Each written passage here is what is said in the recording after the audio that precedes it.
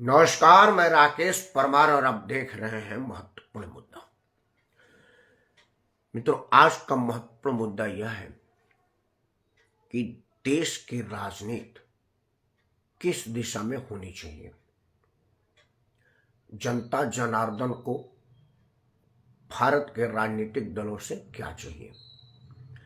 मतलब लोक लुभावन नारों से, इमोशनल अत्याचार से, इमोशनल ब्लैकमेल करके, जात धर्म क्षेत्र समाज और संप्रदाय की लालच दिखा करके, मुफ्तखोरी का लालच दे करके, या और भी इस तरह की किसी चीजों से जो क्षणिक लाभ ले और क्षणिक लाभ देख के बुनियाद पर वोट हासिल करके सत्ता में कायम रहना, या जनहित और देश हित राष्ट्र हित को सर्वोपरि मान के विकास पर राजनीति को आगे बढ़ाना।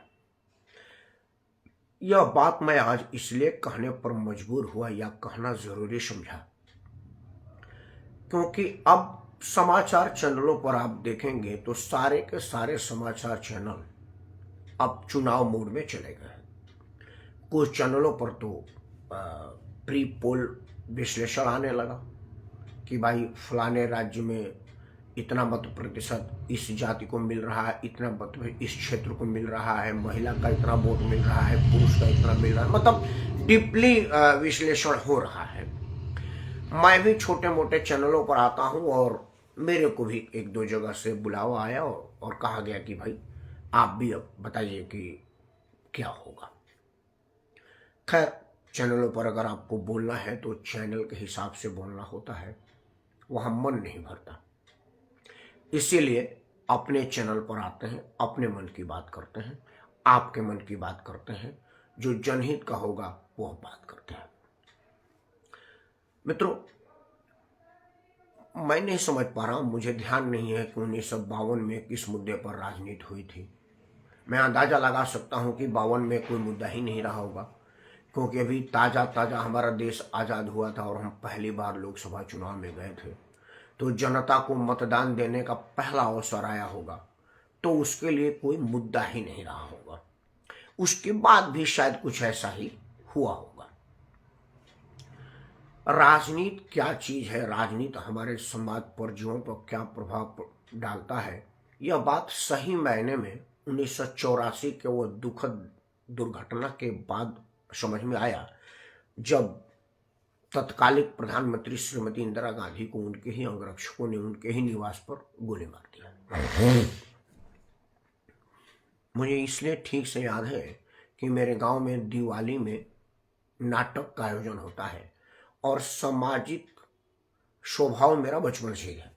मैं गांव के नाटकों में पार्टिसिपेट करता था, नाटक कराना या किसी तरह की सामाजिक काम, जैसे गांव में खेल कूद का प्रतियोगिता हो या कुछ भी हो, उसमें हम लोग बढ़ चढ़ के भाग लेते थे। बच्चे ही तो थे। 84 में उम्र क्या होगा, 70 का जन्म और 84 में अंदाज लगे क्या उम्र रहा होगा। तो उस 14-15 साल के एक बच्चे को यह बताया गया कि भाई रेडियो बंद कर दो, इंदिरा जी का देहांत हो गया। तब से यह समझने का प्रयास किया गया कि इंदिरा जी कौन थी, इनका हम पर क्या इफेक्ट है, और कुछ पारिवारिक पृष्ठभूमि भी सामाजिक थी। हमारे बलिया के क्या मतलब, तो पूरे उत्तर प्रदेश में मेरे ख्याल से विधायक में जो प्रतिष्ठा सध्या मैनेजर सिंह को प्राप्त है, वो बिरले को किसी को होगा, वो रिश्तेदार थे अपने घर के, तो इस वजह से भी समाज में सहभागिता थी। मैं वहां नहीं जाऊंगा। मैं यह कह रहा हूं कि 84 के बाद से मैं जो समझने लगा, उसके बाद 84 के बाद 89 आया, 90 आया, और 90 में तो मैं खैर सक्रिय राजनीतिक कार्यकर्ता था, पार्टी का पदाधिकारी था, सरकारी पार्टी का सहयोगी था, उसमें हिस्सेदारी थी मेरी। मैं एक बड़ी रेपुटेटेड पोस्ट पर था, उसका व्याख्या करने की जरूरत महसूस नहीं कर रहा हूं मैं। तब से मैंने देखा कि कोई भी राजनीतिक दल, कोई भी मतलब कोई भी, यह नहीं किया कि वो राष्ट्र हित को सर्वोपरि रखे, जिससे जनता का हित हो। इंदिरा गांधी के जमाने में जनसंख्या विस्फोट को ध्यान में रखते हुए संजय गांधी ने जनसंख्या लगा, यह एक राष्ट्र नीति थी, इससे देश का भला होने वाला था। संजय गांधी का राजनीतिक पतन हो गया।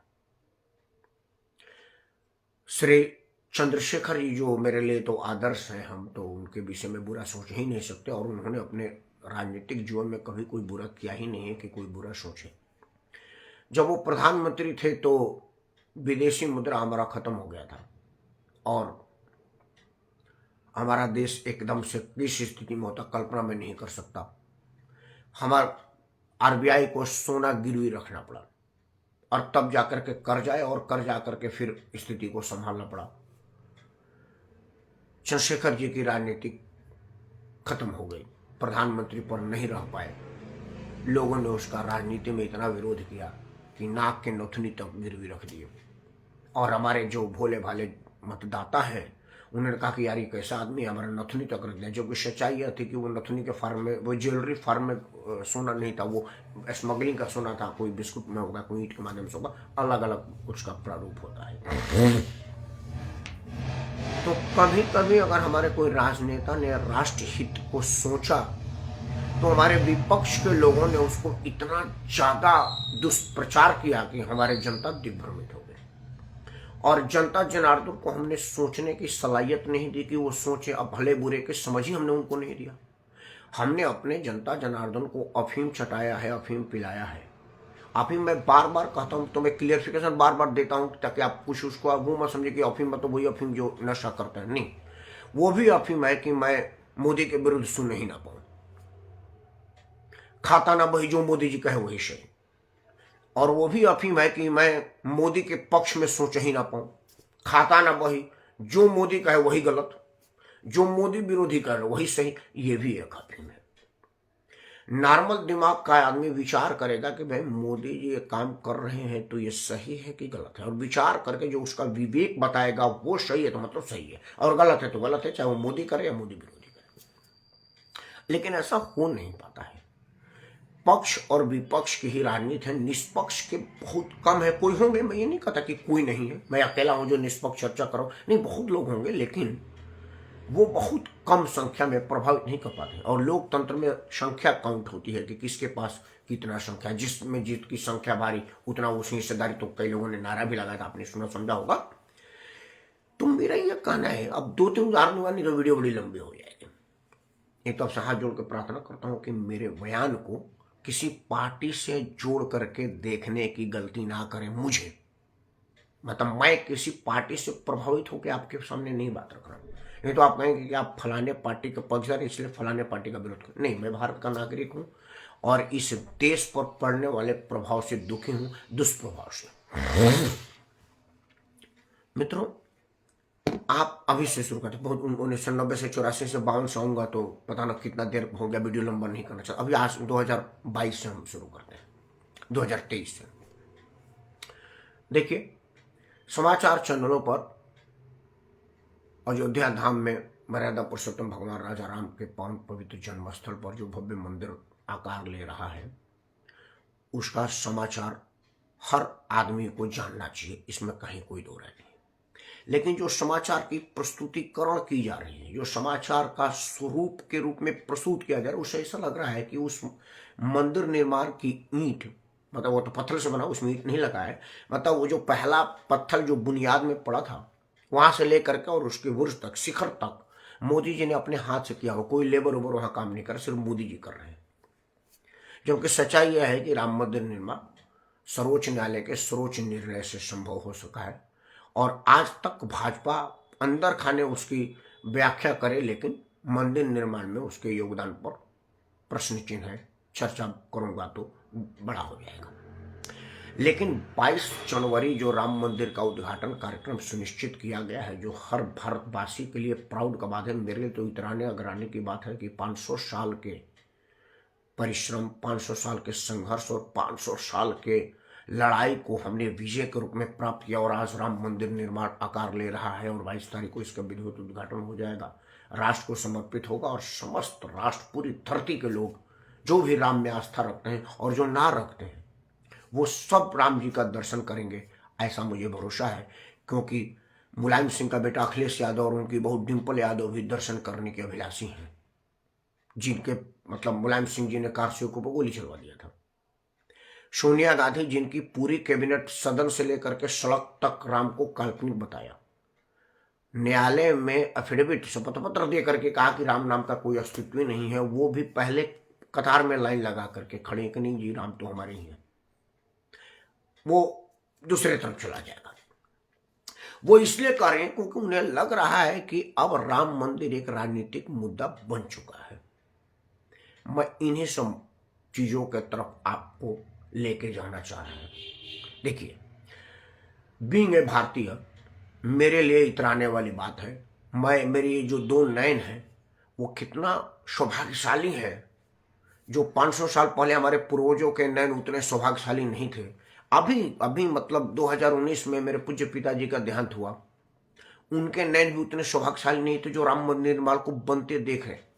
मेरी पूज्य माता जी जो राम धुन में रमी रहती थी, हमारे कानों में जो रामायण का पाठ याद है, जो मैं सुंदरकांड का पाठ याद है, जो हनुमान चालीसा का पाठ याद है, जो बालकाल अरण्यकांड, किष्किंधा कांड, सुंदर मतलब ये जो जितने 8 कांड का ज्ञान मुझे है थोड़ा थोड़ा ही सही, वह इसलिए है कि मेरे पूज्य माता जी रामायण का पाठ करती थी और उन्हीं के वाचन से हम लोग रामायण सीखे, सुने, समझे। उनके नयन उतने सौभाग्यशाली नहीं थे अगर राम मंदिर को बनते देखते, लेकिन मेरे हैं, मेरे बच्चों के हैं और आने वाली पीढ़ी दर्शन करेगी। तो किसी भी मानव मात्र जीव मात्र के लिए सौभाग्य का बात है कि वो राम मंदिर निर्माण को बनते देख रहा है या राम मंदिर बन जाने के बाद देखेगा, खुशी की बात है। लेकिन क्या इस मुद्दे पर वोट दिया जाना चाहिए? क्योंकि वोट तो सरकार के काम पर देना चाहिए और ये तो सुप्रीम कोर्ट कर रही है। और राम मंदिर निर्माण भारत के लोग कर रहे हैं, उसमें सरकार का 1 रुपया नहीं लगा है, भाजपा का कोई चौनी नहीं लगा है, या किसी भी राजनीति जो आज मुलायम सिंह का बेटा जाने को तैयार हो, वो सोनिया गांधी और उनका बेटा परिवार जाने को तैयार, इन लोगों ने तो चौनी भी नहीं दिया। पैसा तो हमारा लगा है, मेरा। मैं क्षमा मांगता हूं कि मैं कहा कि मैंने दिया है। हमारे जैसे लोग 2-2, 5-5, 10-10, 20-20, 50-50 रुपया दे करके वो अरबों खरबों पहुंचाए हैं। मेरे ख्याल से जितने राम को मानने वाले हैं, अगर 10, 20, 50 भी उतना भव्य मंदिर बने तब भी पैसा बच जाएगा। इस देश में इतना दान दाता है भगवान राम का नाम पर, तो जब मेरा मंदिर है, मेरे पैसे का मतलब मेरा मंदिर है, तो वोट मैं भाजपा को क्यों दूं, या कांग्रेस को क्यों दूं, अखिलेश को क्यों दूं, या किसी और को क्यों दूं जो ललायत वहां जाने के लिए? और वो ललायत इसीलिए है कि जो गंगा बह रही है राम नाम की, उसमें हम पीछे ना रह जाए। चाहे हमने एफिडेविट लेकर कहा हो कि राम काल्पनिक है, चाहे हमने राम का नाम लेने वाले को गोली चला दिया हो, वो सब के सब राम धुन गाते हुए आए थे। वो इसलिए कि वो वोट बैंक में तब्दील होता हुआ देख रहे हैं। और मैं आपको इसी के तरफ ले जाना चाह रहा हूं कि क्या मर्यादा पुरुषोत्तम भगवान राम के भव्य मंदिर निर्माण को वोट बैंक से जोड़ा जाना चाहिए? और अगर उसको जोड़ा जाना चाहिए तो फिर सरकार का वो काम स्वास्थ्य, शिक्षा और सुरक्षा को किससे जोड़ा जाए? हम सरकार चुनते हैं उत्तम स्वास्थ्य के लिए, उत्तम शिक्षा, क्वालिटी एजुकेशन के लिए और सुरक्षा के लिए। सरकार का यह काम है सड़क निर्माण करे, अस्पताल का नाम करे, लॉ एंड ऑर्डर की व्यवस्था करे, विदेश से व्यापार करे। मंदिर निर्माण तो हम कर रहे हैं, तो मुद्दा तो हमको वोट मिलना चाहिए, पार्टी को क्यों मिले? और अगर पार्टी को मिलता नहीं आ रहा है तो सारे के सारे पार्टी राम मंदिर में अगली पंक्ति में जाने के लिए ललायत क्यों है? जिनको अब तक निमंत्रण नहीं पूछा वो परेशान क्यों? हमको अब तक नहीं आए। जैसे शिवसेना को उद्धव ठाकरे ने कहा कि अब तक हमारे पास नहीं आया, तो आलोक जी ने कहा कि नहीं जाएगा, तेरे पास भी जाएगा, चिंता मत करो। दूसरा बात है कि लोग जाति आधारित जनगणना की बात कर रहे हैं। पहले जब संविधान कायम हो रहा था तो लोगों को लगा कि भाई जो लोग बैकवर्ड क्लास के हैं, ये ध्यान रखा जाए कि संविधान की मूल प्रति में भीमराव अंबेडकर साहब ने जिस वाक्य का विवरण किया है, जो मूल प्रति संविधान का है, उसमें कास्ट नहीं है, ये नोट किया जाए। सबसे बड़ी जिम्मेवारी से मैं कह रहा हूं, वो क्लास था, बैकवर्ड क्लासेज। उसमें क्षत्रिय ब्राह्मण मतलब जाति नहीं थी, वो क्लास था। लेकिन जब उसको एक्सटेंड किया गया 10 साल के लिए और, तो बड़ी समाधि से कास्ट के स्पेलिंग की जगह क्लास की जगह कास्ट कर दिया गया और वो आज तक कास्ट है। मतलब पिछड़ा वर्ग से पिछड़ी जाति बन गई है। और अब वो जात का जंजीर इतना ज्यादा जकड़ गया हम लोगों को कि कोई चाह कर भी उसको अलग नहीं कर सकता। क्यों? क्योंकि यह वोट बैंक बन गया है। अब आज चर्चा होगी कि क्या आरक्षण भी वोट बैंक का आधार होना चाहिए, या आरक्षित वर्ग बने ही ना यह आधार होना चाहिए। भाई मैं अगर आरक्षित बात, चलिए आप कह सकते हैं कि राकेश परमार क्षत्रिय जाति है, उच्च वर्ग है, और आरक्षण का तुम्हारा मतलब नहीं है क्योंकि कथित स्वर्ण है, हम लोग मतलब माने जाते हैं कि हम राजा महाराजा, चाहे भूखे मर रहे हो, पेट में अनाज ना हो, बोलने के मुंह लड़खड़ा रहा हो अनाज की वजह से, लेकिन आप हमको स्वर्ण मानिए, हमको कोई दिक्कत नहीं, हम स्वर्ण है, हम भिख मंगे नहीं, हमको जरूरत भी नहीं है। लेकिन क्या स्वर्ण समाज को छोड़ करके जिन लोगों को आरक्षण मिला उन लोगों को इस बात पर विचार नहीं करना चाहिए कि भाई 75-76 वर्ष से अगर हमको पिछड़ा ही किया गया है तो क्या यह जानबूझ के पिछड़ा रहने देने की साजिश सरकारों की नहीं? क्या यह नहीं पूछा जाएगा उस डॉक्टर से कि भाई 6 महीने से तू दवा दे रहा है, बुखार मेरा खत्म ही नहीं हो रहा, तो मैं डॉक्टर ना बदलूं या तरीका बदल दूं, इंजेक्शन की जगह टैबलेट हो या टैबलेट की जगह इंजेक्शन हो, इस पर चर्चा ना हो? तो क्या कभी किसी पिछड़े वर्ग के लोगों ने कहा है कि भाई 78-75 साल होने को हैं और अब तक अगर मुझको आरक्षण के बैसाखी की जरूरत पड़े तो इस पर विचार किया जाए कि यह वोट बैंक के लिए हो रहा है या हमारे भले के लिए हो रहा है? अगर हमारे भले के हो रहा है तो 75 साल में अगर हम नहीं सुधरे हैं तो किसी और विकल्प पर विचार किया जाए ताकि हम सुधर जाए, या हम सुधरे ही ना, यह साजिश है? क्या यह वोट बैंक, यह चुनावी मुद्दा नहीं होना चाहिए? दूसरा और सबसे खतरनाक जो है, जो मैं अंतिम वाक्य में बताऊंगा क्योंकि वीडियो लंबा, वैसे तो कई है, मैं 4-5 दिन तक बोल सकता हूं और बोला जा सकता है, लेकिन एक जो नया आजकल आया हुआ है जिसका तोड़ ही नहीं दिख रहा है वह है मुफ्तखोरी। और मुफ्तखोरी में कोई भी राजनीतिक दल पीछे नहीं है, चाहे किसी को मजबूरी में देना पड़ा हो और अब वो गले की फांस बन गई हो, या कोई जरूरी में दे रहा हो और आपके गले की फांस बन गई हो, मैं ये नहीं कह सकता। इसकी शुरुआत किया सबसे पहले अरविंद केजरीवाल ने, आम आदमी पार्टी ने। आम आदमी पार्टी साजिशतन लोगों को बैसाखी देने के लिए लापरवाह और विकलांग बनाने का साजिश किया। दिल्ली एक छोटा राज्य था, उसने एक्सपेरिमेंट किया क्योंकि उसको पता है कि दिल्ली में सब कुछ केंद्र के सहारे चलती है, यहाँ केंद्र देता है तभी भोजन आता है, हमारा तो कुछ लगता नहीं है, तो हम जब हमारा कुछ नहीं लगता है तो लोगों को मुफ्त में रेवड़ी बांटने में जाता ही क्या है? तो उसने कहा कि हम आपको मुफ्त में 200 यूनिट बिजली देंगे। जब पहली बार आया तो मैं ही कहा कि ये चुनाव के 2-3 महीने बाद ही खत्म हो जाएगा, लेकिन नहीं, आज तक चल रहा है और बड़ा खुश हूं। हालांकि मुझे 200 यूनिट का फायदा नहीं मिलता क्योंकि मेरे पास 200 यूनिट से ऊपर बिजली आती है, और वो वाला बिजली जो मेरे को ऊपर आती है वो इतनी महंगी कर देंगे कि मेरे ही पैसे से 200 यूनिट वाला खर्चा पूरा होता है, लेकिन कोई बोल नहीं पा रहा है। अब लोगों ने 200 यूनिट बिजली के मुफ्त के चक्कर में अंधाधुंध वोटिंग किया और वोटिंग इतनी ज्यादा हुई कि अरविंद केजरीवाल इस एब्सोल्यूट मेजॉरिटी, मतलब 70 सीट में 67 सीट जीत ले गया। 3 सीट बड़ी मुश्किल से भाजपा जीती और वही रेशियो आज तक है। आज तक 90-95% सीट जो है उसकी दिल्ली में कायम है, तीसरा बार सरकार बनाया हुआ। उसके बाद उसने महिला के लिए मुफ्त किया। उसका काट यह है कि उसका काउंटर कोई नहीं किया, जनता का पास इसकी भले बुरे को समझाने कोई नहीं दिया। किसी ने नहीं कहा कि यही मुफ्तखोरी की स्थिति से श्रीलंका दिवालिया हो गया। अब हर आदमी अपने यहां मुफ्त देने का तर्क है।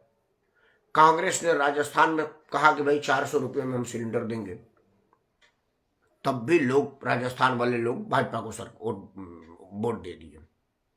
छत्तीसगढ़ में भी वो 400-500 का सिलेंडर की बात कहा, मतलब जहां 1200, 1400, 1500 का सिलेंडर है वहां पर 500-400 रुपये में क्यों कहा गया और किस लिए कहा गया ये मैं नहीं समझ पा रहा हूं, लेकिन यह अर्थव्यवस्था को भट्ठा बैठाने वाला है।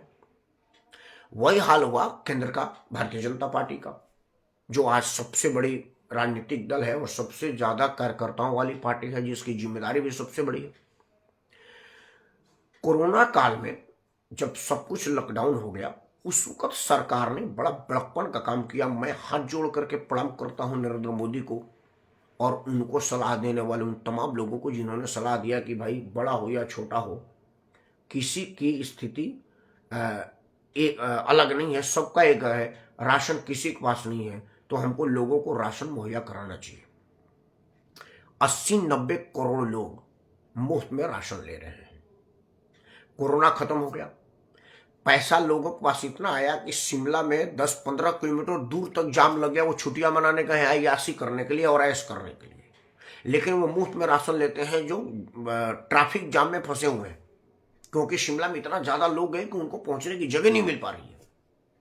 स्थिति इतनी है कि हमारे यहाँ मूवी की पहले दिन 200 करोड़ रुपए की बुकिंग हो जाती है, 500 रुपए का टिकट बिक जाता है, लेकिन वो लोग सबके सब लोग मुफ्त में राशन लेने वाले हैं कोरोना के नाम पर।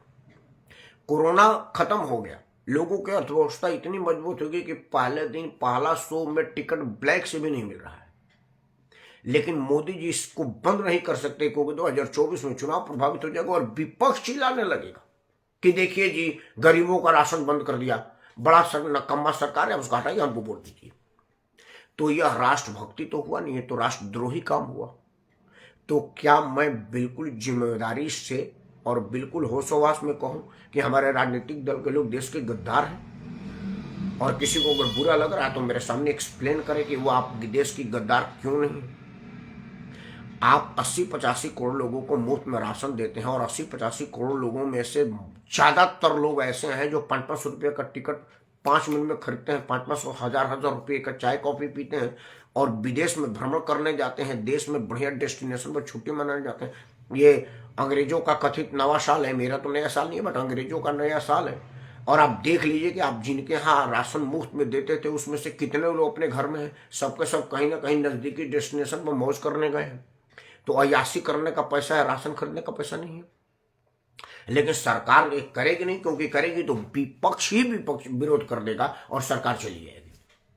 तो मोदी सरकार सोच रही है कि चलो भाड़ में जाए दुनियादारी, हमको क्या मतलब, अर्थव्यवस्था देश की चौपट हो रही है, वोट तो मुझे मिल रहा है, शासन में तो मैं हूं। तो क्या मैं ये कहूं कि मोदी को भी राष्ट्रभक्ति से कोई मतलब नहीं है, वोट भक्ति है। और वोट भक्ति की वजह से ही 85 करोड़ लोगों को मुफ्त में राशन जारी रखे हुए हैं। जिस तरह से वोट बैंक के लिए बैकवर्ड क्लास को बैकवर्ड कास्ट किया गया और अब आरक्षण को और ज्यादा बढ़ाने की चर्चा हो रही है, बजाय इस बात की कि भाई लोग पिछड़ा अब तक क्यों है 75 साल में, इस पर कोई कंक्रीट बहस होने की जगह उसको और बढ़ाने की बात किया जा रहा है, क्योंकि यह आसान है और पिछड़े वर्ग को विकलांग बनाए रखना ही साजिश है, वो बढ़ ना पावे। इन सब विषयों पर अगर विचार करिएगा तो आप पाइएगा कि नेता अपने भाषण में ईमानदारी करता है। कोई भी नेता भाषण में कभी नहीं कहता कि मैं अस्पताल बनाऊंगा, सड़क बनाऊंगा। वो कहता है कि मैं राम मंदिर बनाऊंगा। वो कहता है कि आपके बाप दादा, हमारे बाप दादा को परेशान करे थे, हम आपका बदला लेंगे। और आप उसी को वोट देते हैं और चुनाव जीतने के बाद वही करता है और उसी के कारण में 1000-2000 करोड़ का घोटाला कर लेता है। तो आप कहते हैं कि भाई हमारा जात वाला इसके साथ नाजायज हो रहा है। आज स्थिति है कि लालू प्रसाद का बेटा कैश फॉर जॉब के चक्कर में सीबीआई, ईडी उडी सबका और न्यायालय का सम्मान रोज रोज झेल रहा है और रोज रोज बहाने मार करके तारीख भंग कर रहा है। आज दिल्ली में मुफ्त शिक्षा, मुफ्त स्वास्थ्य और मुफ्त के चक्कर में डुप्लीकेट दवा के घोटाले में केजरीवाल भागता फिर रहा है। लेकिन वो उसको मालूम है कि वो कह देगा कि देखिए मैं आपको 200 यूनिट मुफ्त बिजली दे रहा था ना, इसीलिए मोदी सरकार मेरे को फंसा दिया, और लोग मान लेंगे। इस देश में दो चीजें बड़ी खतरनाक है जिस पर पूर्णतः रोक लगनी चाहिए। सबसे पहला काम वो है राजनीतिक फरेब, राजनीतिक लोगों का झूठ बोलना। एक एग्जांपल देता हूं, ताज कॉरिडोर घोटाला हुआ था। अब एक आदमी कह रहा था कि मायावती घोटाला की है, दूसरा कहता कि नहीं की है। अब या तो घोटाला हुआ है तो जो कह रहा है कि घोटाला की है वो सही बोल रहा है और जो कह रहा है कि घोटाला नहीं की वो झूठ बोल रहा है। क्योंकि एक ही बात हुआ ना, या तो ताज कॉरिडोर में घोटाला हुआ होगा या नहीं हुआ होगा, और दोनों बड़ा जिम्मेवार राजनीतिक दल के लोग हैं। तो क्या इसका क्या विकल्प किया जाए कि अगर आपका झूठ पकड़ा जाएगा तो आप पूरा जीवन राजनीति से प्रतिबंध कर दिए जाएंगे? क्या इस तरह का कोई कानून नहीं बनना चाहिए? नरेंद्र मोदी की सरकार ने अंग्रेजों के बनाए हुए तीनों काले कानून को बदल दिया, ठीक है, और नया कानून लाए। तो क्या उसमें एक चीज इस बात का अमेंडमेंट नहीं कर सकते थे राष्ट्रहित में कि भाई जो आदमी झूठ बोलेगा वो राजनीति से परमानेंट बांड कर दिया जाएगा, वो चुनाव जीवन में नहीं लड़ सकता? यह एक अमेंडमेंट क्या उचित नहीं है? लेकिन भाजपा को भी यह सूट करता है, इसीलिए वो भी क्यों करे, झूठ तो वो भी बोलती है। तो अगर राजनीति के शीर्ष पर बैठा सशस्त्र राजनीतिक अगर झूठ बोलता है तो उस देश का भगवान ही मालिक है। क्या करें? आप विचार जरूर करिएगा। और अगर मेरा बात आपको सही लगे तो सबसे पहले तो आप इस वीडियो को लाइक करें, चैनल को सब्सक्राइब करें और अपने सभी समूहों में साझा करें, क्योंकि साझा करने से आपके माध्यम से आपका आशीर्वाद मिल करके यह मुद्दा जन जन तक जाएगा। तभी लोगों को असली बात समझ में आएगा कि हमारे नेता हमारे साथ कितना फरेब कर रहे हैं। और अगर आपको बुरा लगा तो मेरे को कमेंट बॉक्स में लिखिएगा कि राकेश वर्मा तुम्हारी ये वाली बात बकवास लगी और यह कानूनन, व्यवहारिक और सामाजिक रूप से गलत है। तो मैं अपने आप को सुधारने का प्रयास करूँगा, क्योंकि गलती किसी से भी हो सकती है और मैं कोई परिपूर्ण तो हूँ नहीं, क्योंकि पूर्ण तो सिर्फ ईश्वर है, इंसान तो गलती का पुतला है। तो अगर कोई बयान आपको गलत लगे तो कृपया लिख के बताइएगा, तो मैं उस पर विचार करूँगा। अगर मेरे से गलती हुई होगी तो मैं क्षमा मांग लूँगा। लेकिन अगर लग रहा होगा कि मेरा लाइन बाय लाइन सही है तो आप अपना आशीर्वाद जरूर दीजिएगा। और उसको भी अगर आप लिख के कहेंगे तो मेरा हौसला बढ़ेगा, और मेरा हौसला ही मेरा पारितोषिक है और आपका आशीर्वाद ही मेरी मेहनत है। देश में देश हित की राजनीति हो, मुफ्तखोरी और फरेब की राजनीति ना हो, इन्हीं उम्मीदों, उन्हीं मनोकामना के साथ मैं राकेश वर्मा आप सबको सादर प्रणाम करता हूँ। जय हिंद, वंदे मातरम, भारत माता की जय।